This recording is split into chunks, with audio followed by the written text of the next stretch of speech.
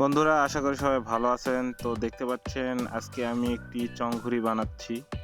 সম্পূর্ণ ভিডিওতে আমি ধাপে ধাপে দেখাবো একটি চংঘুড়ি কিভাবে তৈরি করতে হয় এবং চংঘুড়িতে কাগজ লাগাতে হয় কিভাবে।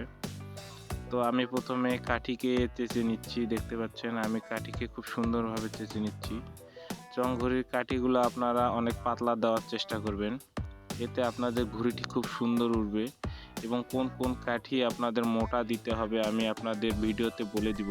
তো আশা করি সবাই সম্পূর্ণ ভিডিওটির সঙ্গেই থাকবেন এবং আমাদের এই চংঘুড়ি বানানোর ভিডিওটি সম্পূর্ণ দেখবেন।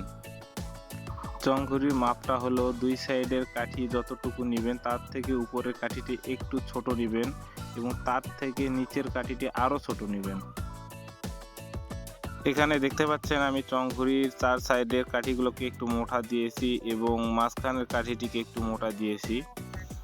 এই উপরের কাঠিকে আপনাদের একটু মোটা দিতে হবে, কারণ এখানে ঘুড়ির বুকবাতি বাঁধানো লাগে।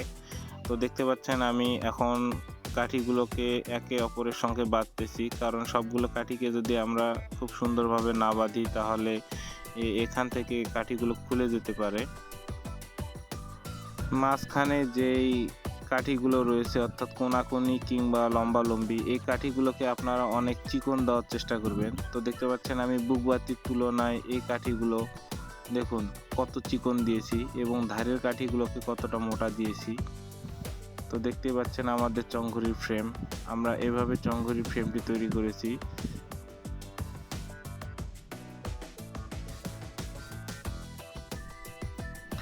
চংঘুড়ির এই কোনাকুনির কাঠিগুলোকে আপনারা খুব শক্ত করে বাঁধবেন যেন কোনো অবস্থাতে ঢিল না হয় এবং এখান থেকে খুলে না যায়।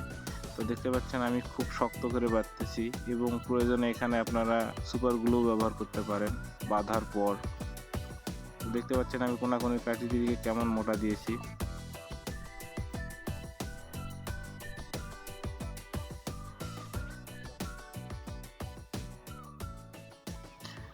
এইটা হচ্ছে আমাদের আরেকটি কোনাকুনির কাঠি।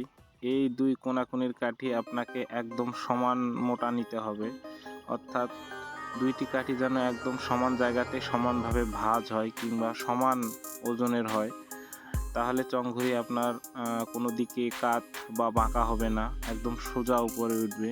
তো দেখতে পাচ্ছেন আমাদের সম্পূর্ণ ফ্রেমটি এখন কত সুন্দর দেখা যাচ্ছে এবং আমি সবগুলো কাঠিকে খুব সমানভাবে সমান দূরত্বে বেঁধেছি। আপনারাও এরকম মাপ নিয়ে সুন্দরভাবে সমান দূরত্বে বাঁধবেন। তো দেখুন একদম কোনো জায়গায় কম বেশি নেই এবং মাঝখানের কাঠিগুলো একে অপরের থেকে দূরত্বগুলোও কিন্তু সমান। তো এখন আমাদের ঘুড়ির ফ্রেম সম্পূর্ণভাবে তৈরি হয়ে গিয়েছে। আমরা এখন ঘুড়িতে বুকবাতি বাঁধতেছি। এই বুকবাতিটি আপনারা একটু শক্ত বাতা দিয়ে বাঁধবেন, কারণ এই বুকবাতির কারণে চংঘুড়ি প্রচণ্ড জোরে বাতাস সহ্য করে। অর্থাৎ এই বুকবাতি যদি আপনাদের চিকন হয় তাহলে কিন্তু আপনাদের ঘুড়ি জোরে বাতাসে ভেঙে যেতে পারে কিংবা একদিকে কাত হয়ে পড়ে যেতে পারে। তো দেখতে পাচ্ছেন আমি কত সুন্দর একটি শক্ত বাতা এখানে বাঁধতেছি। আপনারা খুব সুন্দরভাবে এখানে এই শক্ত বাতা বেঁধে নেবেন এবং এটা ভাঁজ করা লাগে কিন্তু আপনাদের সবার শেষে। তো আজকে আমি এখানে ঘুড়ির এখন কাগজ লাগানো দেখাবো।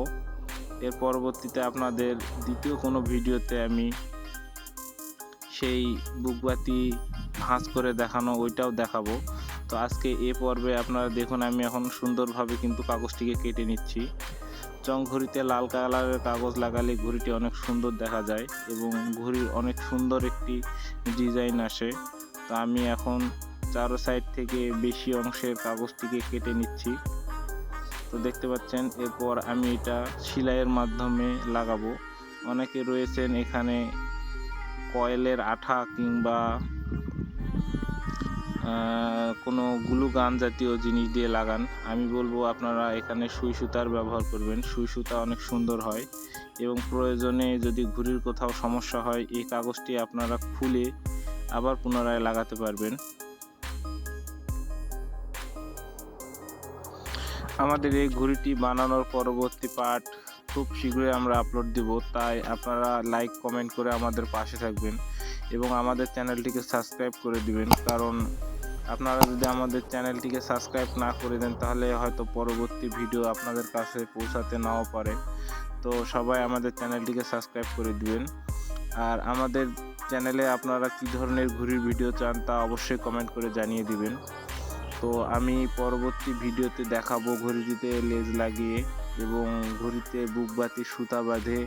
সে পর্যন্ত সবাই অনেক অনেক ভালো থাকবেন। ধন্যবাদ সবাইকে।